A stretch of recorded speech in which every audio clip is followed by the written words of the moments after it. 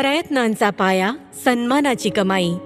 खेमराज सुंद्रियाल, पद्मश्री 2026. हजारो लोकांसाठी आशेचे आणि उपजीविकेचे मार्गदर्शक आहेत खेमराज सुंद्रियाल, ज्यांना सगळे प्रेमाने गुरुजी म्हणतात. खेमराजजी यांचा जन्म 1943 मध्ये पौडी गढवाल येथे झाला. आर्थिक अडचणींमुळे लहानपणी त्यांना अनेक संकटांचा सामना करावा लागला. मी जेव्हा शिकत होतो तेव्हा मला संत कबीरांबद्दल समजलं. त्यांचं मोठं नाव आहे आणि आम्ही त्यांची अनेक पुस्तकं वाचतो. तेव्हा मी तर त्यांच्यासारखंच काम शिकेन. मी निश्चय केला की मी विणकरच बनेन. हँडलूम टेक्नॉलॉजीमध्ये डिप्लोमा केल्यानंतर खेमराज सुंद्रियाल यांना कामाच्या शोधात असताना हे लक्षात आलं की रोजगारासाठी त्यांना दिल्लीला जावंच लागेल. पण खेमराजजींकडे पौडीहून दिल्लीला जाण्या इतके सुद्धा पैसे नव्हते. तेव्हाच एके दिवशी त्यांचा चुलत भाऊ जखमी झाला आणि त्याला उपचारासाठी दिल्लीला न्यावं लागलं.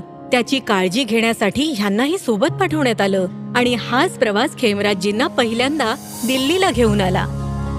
दिल्ली क्लॉथ मिलमध्ये काम केल्यानंतर खेमराज सुंद्रियाल विणकर सहायता केंद्रात रुजू झाले.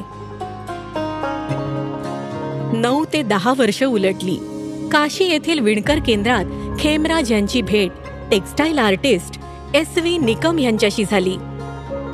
ह्यांनी त्यांची प्रतिभा ओळखून केंद्रातून परतल्यानंतर कलाकारांसाठी टॅपिस्ट्री करण्याचा सल्ला दिला. त्यांनी मला लूम विकत घेण्यासाठी 175 रुपये दिले.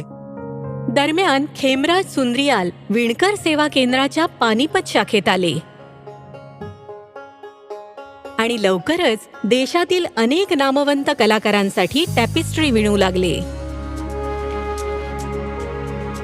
ज्या मुलाकडे पौडीहून दिल्लीला येण्यासाठी पैसे नव्हते त्याला त्याचं काम परदेशात घेऊन गेलं.